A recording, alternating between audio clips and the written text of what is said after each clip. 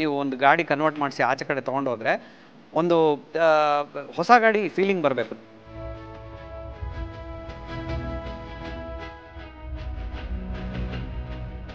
Transport ಕಮಿಷನರಿಂದ ಮಾತ್ರ approval ಬಂದಿರೋದ್ರಿಂದ ಸದ್ಯಕ್ಕೆ ನಾವು ಕರ್ನಾಟಕದಲ್ಲಿ ಮಾತ್ರ ಈ ಗಾಡಿಗಳನ್ನ ಕನ್ವರ್ಟ್ ಮಾಡ್ಬೋದು.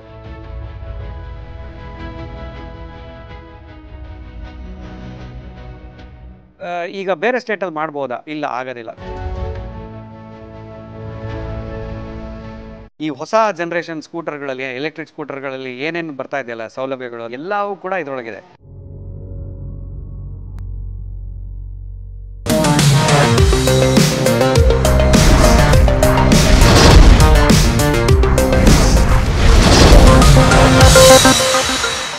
ನೀವು ಇವಾಗ ವೆಹಿಕಲ್ನ ತೊಗೊಂಬಂದು ನಮ್ಮ ಹತ್ರ ಬಿಟ್ಟರೆ ಫಸ್ಟ್ ಅದನ್ನು ನಾವು ಅನಲೈಸ್ ಮಾಡ್ತೀವಿ. ವೆಹಿಕಲ್ ಕಂಡೀಷನ್ ಹೇಗಿದೆ ಅಂತ ನೋಡ್ತೀವಿ, ಅದರೊಳಗಡೆಗೆ ಏನೇನು ಪಾರ್ಟ್ ಹೋಗಿದೆ ಅಂತ ನೋಡ್ತೀವಿ. ಯಾಕೆ ಅಂತ ಹೇಳಿದ್ರೆ ಒಂದು ವೆಹಿಕಲ್ನ ನಾವು ಕನ್ವರ್ಟ್ ಮಾಡಿದ್ಮೇಲೆ ಅದರದ್ದು ಒಂದು ಪರ್ಫಾರ್ಮೆನ್ಸ್ ಅಂತ ಏನು ಹೇಳ್ತೀವಲ್ಲ, ನೀವು ಒಂದು ಗಾಡಿ ಕನ್ವರ್ಟ್ ಮಾಡಿಸಿ ಆಚೆ ಕಡೆ ತೊಗೊಂಡೋದ್ರೆ ಒಂದು ಹೊಸ ಗಾಡಿ ಫೀಲಿಂಗ್ ಬರಬೇಕು. ನಿಮಗೆ ಹೊಸ ಗಾಡಿ ಫೀಲಿಂಗ್ ಬರಬೇಕು ಅಂತ ಹೇಳಿದ್ರೆ ಅದಕ್ಕೆ ವಾರ್ನಟ್ ಆಗಿರೋ ಸ್ಪೇರ್ಗಳನ್ನ ಚೇಂಜ್ ಮಾಡಬೇಕು. ನಮ್ಮ EPK ಕಿಟ್ ಹಾಕಿದ್ಮೇಲೆ ಅದು ಓಡಿಸ್ಬೇಕಾದ್ರೆ ನಿಮಗೆ ಹೊಸ ಗಾಡಿ ಫೀಲಿಂಗ್ ಬರಬೇಕು. ಅದಕ್ಕೆ ಏನು ಮಾಡ್ತೀವಿ, ಫಸ್ಟ್ ಒಂದು ಸತಿ ಡಯಾಗ್ನೈಸ್ ಮಾಡ್ತೀವಿ ಗಾಡಿನ. ಪ್ರೀ ಡಯಾಗ್ನೋಸಿಸ್ ಟೆಸ್ಟ್ ಅಂತ ಮಾಡ್ತೀವಿ. ಅದು ಓಡಿಸಿದಾಗ ಅದರಲ್ಲಿ ಏನೇನಿರುತ್ತೆ ಸ್ಪೇರ್ ಪಾರ್ಟ್ಸು ಈ ಥರ ಹಿಂಗೆ ಹೋಗಿದೆ ಸರ್, ಇದನ್ನು ಚೇಂಜ್ ಮಾಡಬೇಕಾಗುತ್ತೆ ಅಂತ ನಿಮಗೆ ತಿಳಿಸ್ತೀವಿ. ನಿಮ್ಮ ಅಪ್ರೂವಲ್ ಬಂದ ತದನಂತರ ಆ ಗಾಡಿನ ತೊಗೊಂಡು ಒಳಗಡೆಗೆ ಎಲ್ಲ ಬಿಚ್ಚಿ ಒಳಗಡೆಗೆ ನಮ್ಮ ಪೆಟ್ರೋಲ್ ಇಂಜಿನ್ ಏನಿದೆ ಅದನ್ನು ತೆಗೆದು ನಮ್ಮ EPK ಕಿಟ್ನ ಇನ್ಸ್ಟಾಲ್ ಮಾಡಿ, ನೀವು ನೋಡ್ತಾ ಇದ್ದೀರಾ ಇಲ್ಲಿ ಇನ್ಸ್ಟಾಲೇಷನ್ ಮಾಡ್ತಾ ಇದ್ದಾರೆ ಇವಾಗ. ಈ ಒಂದು ಗಾಡಿನ ಫುಲ್ ಡಿಸ್ಅಸೆಂಬಲ್ ಮಾಡಿ ಅದನ್ನು ಒಂದು ಚಾಸಿ ಲೆವೆಲಿಗೆ ತೊಗೊಂಬಂದು ಅದಕ್ಕೆ ನಮ್ಮ ಕಿಟ್ಟನ್ನು ಇನ್ಸ್ಟಾಲ್ ಮಾಡ್ತೀವಿ. ಓಕೆ, ಈಗ ಗಾಡಿ ಕನ್ವರ್ಟ್ ಆದಮೇಲೆ ನಮಗೆ RTO ಆಫೀಸ್ನಲ್ಲಿ ನೀವು RC ಬುಕ್ನಲ್ಲಿ ಚೇಂಜಸ್ ಮಾಡಿಸ್ಕೊಡ್ತೀರಾ ಅಥವಾ ಗ್ರೀನ್ ನಂಬರ್ ಪ್ಲೇಟ್ ಬರುತ್ತೆ ಅನ್ನೋ ಒಂದು ಕುತೂಹಲದಿಂದ ಸುಮಾರು ಜನ ಕೇಳ್ತಾ ಇದ್ದಾರೆ ಹೆಂಗೆ ನಡೆಯುತ್ತೆ ನಾನು. ಅದು ಯಾವ ಥರ ನಡೆಯುತ್ತೆ ಅಂತ ಹೇಳಿದ್ರೆ, ನಿಮ್ಮ ಗಾಡಿನ ಕನ್ವರ್ಟ್ ಮಾಡಿದ್ಮೇಲೆ ನಾವು ಒಂದು ನಿಯರೆಸ್ಟ್ RTO ಆಫೀಸಿಗೆ ತೊಗೊಂಡೋಗಿ ಅದನ್ನು ನಾವು ಗಾಡಿನ ಇನ್ಸ್ಪೆಕ್ಷನ್ ಮಾಡಿಸಿ ಕನ್ವರ್ಟ್ ಆದಮೇಲೆ ಅದಕ್ಕೆ RTO ಕಡೆಯಿಂದ ಅಪ್ರೂವಲ್ ತೊಗೊತೀವಿ. RTO ಆಫೀಸ್ನಲ್ಲಿ ಅಪ್ರೂವಲ್ ಆದಮೇಲೆ ಅದು ಏನಾಗುತ್ತೆ ಅಂತಂದರೆ ನಿಮ್ಮ RC ಬುಕ್ನಲ್ಲಿ ಯೂಶ್ವಲಾಗಿ ಟೈಪ್ ಆಫ್ ಫ್ಯೂಯಲ್ ಅಂತ ಇರುತ್ತೆ. ಆ ಟೈಪ್ ಆಫ್ ಫ್ಯೂಯಲಲ್ಲಿ ಏನಿರುತ್ತೆ ಅಂದರೆ ಈಗ ಪೆಟ್ರೋಲ್ ಅಂತ ಇರುತ್ತೆ, ಅಂದರೆ ಕನ್ವರ್ಟ್ ಆಗೋದಕ್ಕೆ ಮುಂಚೆ. ಕನ್ವರ್ಟ್ ಆದಮೇಲೆ ಏನಾಗುತ್ತೆ ಅಂತಂದರೆ ಟೈಪ್ ಆಫ್ ಫ್ಯೂಯಲಲ್ಲಿ ಎಲೆಕ್ಟ್ರಿಕ್ ಅಂತ ಬರುತ್ತೆ, ಅಂದರೆ ಬ್ಯಾಟ್ರಿ ಆಪರೇಟೆಡ್ ವೆಹಿಕಲ್ ಅಂತ ಬರುತ್ತೆ ನಿಮಗೆ ಅದು. ಸೊ ಅದೊಂದು ಡಾಕ್ಯುಮೆಂಟ್ ಇರೋದ್ರಿಂದ ನಿಮಗೆ ವೆಹಿಕಲ್ನೊಳಗಡೆಗೆ ಗ್ರೀನ್ ನಂಬರ್ ಪ್ಲೇಟ್ ಕನ್ವರ್ಟ್ ಮಾಡ್ಕೋಬೋದು. ಅದು ಬಿಟ್ಟು ಇನ್ಶೂರೆನ್ಸ್ ಏನಾಗುತ್ತಪ್ಪ, ಇನ್ಶೂರೆನ್ಸು ನಿಮ್ಮದು ರನ್ನಿಂಗ್ ಇನ್ಶೂರೆನ್ಸ್ ಏನಿರುತ್ತೆ ಅದೇ ಇನ್ಶೂರೆನ್ಸಿಗೆ ನಿಮ್ಮ ಒಂದು RC ಕಾರ್ಡ್ನ ಅದಕ್ಕೆ ಸಪೋರ್ಟಿಂಗ್ ಡಾಕ್ಯುಮೆಂಟ್ ಆಗಿ ನೀವು ಇನ್ಶೂರೆನ್ಸ್ ಕಂಪ್ನಿಗೆ ಸಬ್ಮಿಟ್ ಮಾಡಿದ್ರೆ ಅವ್ರು ಅದನ್ನ ಎಂಡೋರ್ಸ್ ಮಾಡಿ ನಿಮ್ಮ ಗಾಡಿ ಇವತ್ತಿನ ಏನು ಪರಿಸ್ಥಿತಿ ಅಂದರೆ ಇವಾಗ ಎಲೆಕ್ಟ್ರಿಕ್ ವೆಹಿಕಲ್ ಇರೋದನ್ನು ಅದರೊಳಗಡೆ ಚೇಂಜಸ್ ಮಾಡಿ ಎಂಡೋರ್ಸ್ ಮಾಡಿ ಅದನ್ನು ಇನ್ಶೂರೆನ್ಸ್ನ ನಿಮಗೆ ವಾಪಸ್ ಕೊಡ್ತಾರೆ. ಸದ್ಯದ ಒಂದು ಕಂಡೀಷನ್ನಲ್ಲಿ ಅಥವಾ ಸದ್ಯಕ್ಕೆ ನಮಗೆ ಕರ್ನಾಟಕ ಒಂದು ಟ್ರಾನ್ಸ್ಪೋರ್ಟ್ ಕಮಿಷನರಿಂದ ಮಾತ್ರ ಅಪ್ರೂವಲ್ ಬಂದಿರೋದ್ರಿಂದ ಸದ್ಯಕ್ಕೆ ನಾವು ಕರ್ನಾಟಕದಲ್ಲಿ ಮಾತ್ರ ಈ ಗಾಡಿಗಳನ್ನ ಕನ್ವರ್ಟ್ ಮಾಡ್ಬೋದು. ಕರ್ನಾಟಕದಲ್ಲಿ ಅಂತ ಹೇಳಿದ್ರೆ ಬೆಂಗಳೂರು, ಈಗ ಸದ್ಯಕ್ಕೆ ಬೆಂಗಳೂರಿನಲ್ಲಿ ಮಾಡ್ತಾ ಇದ್ದೀವಿ. ಯಾಕೆಂದರೆ ಇವಾಗ ಎಟ್ ಪ್ರೆಸೆಂಟ್ ನಮ್ಮ ಹತ್ರ ಪ್ರೊಡಕ್ಷನ್ ಕೆಪಾಸಿಟಿ ಇರೋದು ಅಥವಾ ಆರ್ಡರ್ ಬಂದಿರೋವಂಥ ಒಂದು ಆರ್ಡ್ರನ್ನ ಕಂಪ್ಲೀಟ್ ಮಾಡಿ ಬೇರೆ ಬೇರೆ ಒಂದು ನಮ್ಮ ಊರುಗಳಿಗೆ ಈ ಗಾಡಿಗಳನ್ನ RTO ಆಫೀಸ್ನಿಂದ ಅಪ್ರೂವಲ್ ತೊಗೊಂಡು ಕನ್ವರ್ಟ್ ಮಾಡೋವಂಥ ಒಂದು ಪ್ರಕ್ರಿಯೆನ ನಡೆಸ್ತಾ ಇದ್ದೀವಿ. ಈಗ ಬೇರೆ ಸ್ಟೇಟಲ್ಲಿ ಮಾಡ್ಬೋದಾ? ಇಲ್ಲ, ಆಗೋದಿಲ್ಲ. ಸುಮಾರು ಕಾಲ್ಗಳು ಬರ್ತಾಯಿದೆ ಮಹಾರಾಷ್ಟ್ರದಿಂದ, ಪಂಜಾಬಿಂದ, ಛತ್ತೀಸ್ಗಢ, ಆಮೇಲೆ ಕೇರಳ, ತಮಿಳ್ನಾಡು, ಆಂಧ್ರ ಪ್ರದೇಶ ಎಲ್ಲ ಕಡೆಯಿಂದನೂ ತುಂಬ ಎನ್ಕ್ವೈರೀಸ್ ಬರ್ತಾ ಇದೆ. ಬಟ್ ಇವಾಗಿರೋವಂಥ ಒಂದು ಪರಿಸ್ಥಿತಿಲಿ ನಾವೇನಂದರೆ ಇವಾಗ ಸ್ಟಾರ್ಟಪ್ ಆಗಿರೋದ್ರಿಂದ ಬೇರೆ ಬೇರೆ ರಾಜ್ಯಕ್ಕೆ ತೊಗೊಂಡೋಗ್ತೀವಿ. ಏನಂದರೆ ಪ್ರೋಸೆಸ್ನ ಮಾಡಬೇಕಾಗತ್ತೆ. ಅಂದರೆ ಒಂದು ಆ ರಾಜ್ಯದ ಒಂದು ಕಮಿಷನರ್, ಟ್ರಾನ್ಸ್ಪೋರ್ಟ್ ಕಮಿಷನರ್ಗೆ ಹೋಗಿ ಮೀಟ್ ಮಾಡಿ ಅಲ್ಲಿಂದ ನಾವು ಅಪ್ರೂವಲ್ ತೊಗೊಂಡು ದೆನ್ ಆ ರಾಜ್ಯಗಳಲ್ಲಿ ಕೂಡ ಇದನ್ನು ಇನ್ಸ್ಟಾಲೇಷನ್ ಪ್ರೋಸೆಸ್ನ ಸ್ಟಾರ್ಟ್ ಮಾಡ್ತೀವಿ ನಾವು. ಈಗ ನಿಮಗೆ ಗಾಡಿ ಕನ್ವರ್ಟ್ ಆದಮೇಲೆ ಯಾವ ಥರ ಓಡುತ್ತೆ, ಹೇಗೆ ಕಾಣುತ್ತೆ ಅನ್ನೋದ್ರ ಬಗ್ಗೆ ಒಂದು ಸ್ವಲ್ಪ ತೋರಿಸ್ಕೊಡ್ತೀವಿ. ಗಾಡಿ ಬ್ಯಾಟ್ರಿ ಎಲ್ಲಿಡ್ತೀವಪ್ಪ, ಬ್ಯಾಟ್ರಿ ಎಲ್ಲಿಡ್ತೀವಿ ಅಂತ ಹೇಳಿದ್ರೆ ನಮ್ಮ ಸೀಟ್ನ ತೆಗೆದ್ರೆ ಸೀಟ್ ಒಳಗಡೆ ನೀವು ಹೆಲ್ಮೆಟ್ ಎಲ್ಲಿಡ್ತೀರಾ ಆ ಜಾಗದೊಳಗಡೆಗೆ ಬ್ಯಾಟ್ರಿ ಬರುತ್ತೆ. ಅದಾದಮೇಲೆ ನಮಗೆ ಸ್ಟೋರೇಜ್ ಸ್ಪೇಸ್ ಎಲ್ಲಿ ಸಿಗುತ್ತೆ, ಸ್ಟೋರೇಜ್ ಏನು ಮಾಡೋದು, ಸ್ಟೋರೇಜ್ ಸ್ಪೇಸ್ ಸಿಗುತ್ತೆ. ಹೌದು, ಎಲ್ಲಿ ಸಿಗುತ್ತೆ? ನಿಮ್ಮ ಈ ಪೆಟ್ರೋಲ್ ಟ್ಯಾಂಕ್ ಇರುತ್ತಲ್ಲ ಆ ಜಾಗದೊಳಗಡೆಗೆ ನಿಮಗೆ ಒಂದು ಸ್ಟೋರೇಜ್ ಸ್ಪೇಸ್ ಬರುತ್ತೆ. ಎಷ್ಟಪ್ಪ, ಈಗ ನೀವು ಬೂಟ್ ಸ್ಪೇಸ್ ಅಂದರೆ ಹೆಲ್ಮೆಟ್ ಇಡೋ ಅಂಥ ಜಾಗದಲ್ಲಿ ಒಂದು 22 ಲೀಟರ್ಸ್ ಟು 25 ಲೀಟರ್ಸ್ ತನಕ ಜಾಗ ಇರುತ್ತೆ. ಅದೇ ನಿಮಗೆ ಇಲ್ಲಿ ಬ್ಯಾಕ್ ಸೈಡ್ಸ್ ನಾವೇನು ಸ್ಟೋರೇಜ್ ಜಾಗ ಮಾಡಿಕೊಡ್ತೀವಿ ಅದು ಬಂದು ಅಟ್ಲೀಸ್ಟ್ ಒಂದು 12ರಿಂದ 14 ಲೀಟರ್ ಕೆಪಾಸಿಟಿ ಇರೋ ಒಂದು ಸ್ಟೋರೇಜ್ ಸ್ಪೇಸ್ ಸಿಗುತ್ತೆ. ಓಕೆ, ರೆಟ್ರೋಫಿಟ್ಮೆಂಟ್ ಅಂತ ಹೇಳಿದ್ರೆ ಬರೀ ಗಾಡಿ ಕನ್ವರ್ಟ್ ಮಾಡಿ ಒಂದು ಏನು ಎಲೆಕ್ಟ್ರಿಕ್ ಓಡಿಸೋದು ಅಂತ ಅಲ್ಲ. ರೆಟ್ರೋಫಿಟ್ಮೆಂಟ್ ಅಂತಂದರೆ ಇದರೊಳಗಡೆಗೆ ಈ ಹೊಸ ಜನ್ರೇಷನ್ ಸ್ಕೂಟರ್ಗಳಲ್ಲಿ, ಎಲೆಕ್ಟ್ರಿಕ್ ಸ್ಕೂಟರ್ಗಳಲ್ಲಿ ಏನೇನು ಬರ್ತಾ ಇದೆಯಲ್ಲ ಸೌಲಭ್ಯಗಳು, ಅಂದರೆ ನಿಮಗೆ ಫೆಸಿಲಿಟೀಸ್ ಏನೇನು ಸಿಗ್ತದೆ ಎಲ್ಲವೂ ಕೂಡ ಇದರೊಳಗಿದೆ. ಏನಪ್ಪ ಅಂದರೆ ಒಂದು ಡಿಜಿಟಲ್ ಕ್ಲಸ್ಟರ್ ಒಂದಿಲ್ಲ ಅಷ್ಟೇ. ಡಿಜಿಟಲ್ ಕ್ಲಸ್ಟರ್ ಏನಕ್ಕೆ ಹಾಕಿಲ್ಲ ಅಂತಂದರೆ ನಾವು ಆದಷ್ಟು ಏನೇನು ಬೇಕಾದ್ರೂ ಅಪ್ಗ್ರೇಡೇಷನ್ ಮಾಡ್ಬೋದು, ಬಟ್ ಕಾಸ್ಟ್ ಜಾಸ್ತಿ ಆಗ್ತಾ ಹೋಗುತ್ತೆ. ನಮ್ಮ ಉದ್ದೇಶ ಏನಪ್ಪ ಅಂತ ಹೇಳಿದ್ರೆ ಕಡಿಮೆ ಬೆಲೆಗೆ ಒಂದು ಎಲೆಕ್ಟ್ರಿಕ್ ಸ್ಕೂಟರ್ ಓಡಿಸ್ಬೇಕು ಜನ ಅನ್ನೋದೇ ಒಂದು ನಮ್ಮದು ಒಂದು ಏನಂತ ಹೇಳ್ತೀರಾ ನಮ್ಮ ಕಂಪ್ನಿಯ ಒಂದು ಉದ್ದೇಶ ಅಷ್ಟೇ. ಸೊ ಇವಾಗ ಈ ಹೊಸ ಸ್ಕೂಟ್ರುಗಳಲ್ಲಿ ನಿಮಗೆ ರಿವರ್ಸ್ ಆಪ್ಷನ್ ಇದೆ, ನಮ್ಮ ಸ್ಕೂಟ್ರಲ್ಲೂ ಇದೆ. ಎಷ್ಟೋಪ್ಪ ಟಾಪ್ ಸ್ಪೀಡು 80-85 ಕಿಲೋಮೀಟ್ರ್ ಓಡಿಸ್ಬೋದು. ನಿಮಗೆ ಮೈಲೇಜ್ ಎಷ್ಟು ಬರುತ್ತೆ? ಒಂದು ಸತಿ ಚಾರ್ಜ್ ಮಾಡಿದ್ರೆ ಅಂದರೆ 4 ಅವರ್ಸ್ ಚಾರ್ಜ್ ಮಾಡಿದ್ರೆ ನಿಮಗೆ ಹತ್ತತ್ರ ನಿಮಗೆ 70-75 ಕಿಲೋಮೀಟ್ರ್ ತನಕ ಮೈಲೇಜ್ ಬರುತ್ತೆ ಈಕೋ ಮೋಡ್ ಒಳಗೆ. ಎಷ್ಟೊತ್ತು ಬೇಕು ನಿಮಗೆ ಬ್ಯಾಟ್ರಿ ಚಾರ್ಜ್ ಮಾಡೋಕ್ಕೆ? 4 ಅವರ್ಸ್. ಇಂಡಸ್ಟ್ರಿಯೊಳಗೆ ಇರೋ ಅಷ್ಟು ಇಡೀ ಇಂಡಸ್ಟ್ರಿನಲ್ಲಿ ಒಂದು ಸ್ಟ್ಯಾಂಡರ್ಡ್ ಏನಿದೆ ಅಲ್ಲ, ಅಂದರೆ ಚಾರ್ಜಿಂಗ್ ಟೈಮ್ ಅಂತ ಹೇಳ್ತೀರಾ, 6 ಅವರಿಂದ 8 ಅವರ್ ಅಥವಾ 10 ಅವರ್ ತನಕ ಚಾರ್ಜ್ ಮಾಡ್ತಾರೆ. ಬಟ್ ನಮ್ಮ ಒಂದು ಗಾಡಿ ಅಥವಾ ನಮ್ಮ ಒಂದು ಗಾಡಿಯ ಬ್ಯಾಟ್ರಿನ 4 ಗಂಟೆ ಚಾರ್ಜ್ ಮಾಡಿದ್ರೆ 75 ಕಿಲೋಮೀಟ್ರ್ ತನಕ ಓಡಿಸ್ಬೋದು ನೀವು. ಈಗ ನಮ್ಮ ಒಂದು ಗಾಡಿಯ ಈ ಒಂದು ಸ್ಪೆಸಿಫಿಕೇಷನ್ ಏನಪ್ಪ ಅಂತ ಕೇಳ್ಬೋದು ನೀವು. ಸ್ಪೆಸಿಫಿಕೇಷನ್ ಏನಂತ ಹೇಳಿದ್ರೆ 5.5 kilowatt motor, 2.4 kilowatt battery, 48 volts 44 AH battery ಕೊಡ್ತಾ ಇದ್ದೀವಿ. 0 to 40 in 3.8 ಸೆಕೆಂಡ್ಸಲ್ಲಿ ಹೋಗುತ್ತೆ.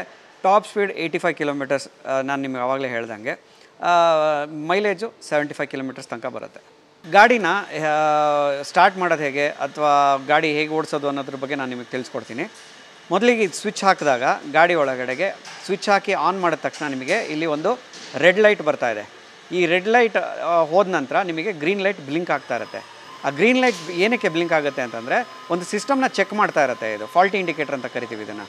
ಅದೇನು ಮಾಡುತ್ತೆ ಅಂತಂದರೆ ಕಂಟ್ರೋಲರು, DC ಕನ್ವರ್ಟರು ಅಥವಾ ಯಾವುದೇ ಒಂದು ವೈರಿಂಗ್ ಸಿಸ್ಟಮು ಎಲ್ಲದೂ ಕರೆಕ್ಟಾಗಿದೆಯಾ ಅಂತ ನಿಮಗೊಂದು ಇಂಡಿಕೇಷನ್ ಕೊಡುತ್ತೆ.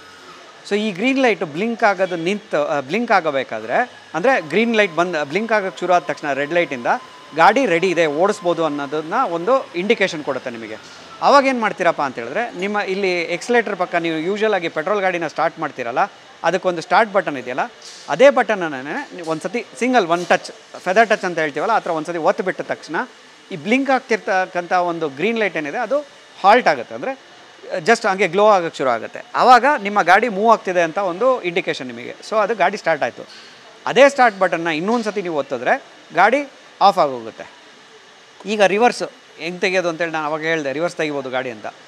ಗಾಡಿ ಸ್ವಿಚ್ನ ಆಫ್ ಮಾಡಿ ನೀವು ಇವಾಗ ಬರ್ತೀರಾ ಮಾರ್ಕೆಟಿಗೆ ಏನೋ ಶಾಪಿಂಗಿಗೆ ಹೋಗಿರ್ತೀರ, ಬಂದ ಮೇಲೆ ಒಂದು ಅಪ್ಪಿರುತ್ತೆ, ಗಾಡಿನ ಎಳೆಯೋದಕ್ಕಾಗೋದಿಲ್ಲ, ಲೇಡೀಸ್ ಇರ್ತಾರೆ ಅಥವಾ ಮಕ್ಕಳಿರ್ತಾರೆ, ಅವ್ರನ್ನ ಇಟ್ಕೊಂಡು ಲಗೇಜ್ನ ಇಟ್ಕೊಂಡು ಗಾಡಿ ಹಿಂದೆ ತೆಗೆಯೋದಕ್ಕಾಗಲ್ಲ, ಕಾಲು ಸ್ಲಿಪ್ಪರಿ ಆಗ್ತಾ ಇರುತ್ತೆ. ಆ ಟೈಮಲ್ಲಿ ಏನು ಮಾಡ್ತೀರಪ್ಪ ಅಂತ ಹೇಳಿದ್ರೆ ಜಸ್ಟ್ ಈ ಸ್ವಿಚ್ನ ಆನ್ ಮಾಡಿ ಅಲ್ಲಿ ರೆಡ್ ಲೈಟ್ ಬ್ಲಿಂಕ್ ಆಗೋದಕ್ಕೆ ಮುಂಚೆನೇ ನಿಮ್ಮ ಈ ಸ್ಟಾರ್ಟ್ ಬಟನ್ನ ಪ್ರೆಸ್ ಮಾಡಿ ಇಟ್ಕೊಳ್ಳೋದು.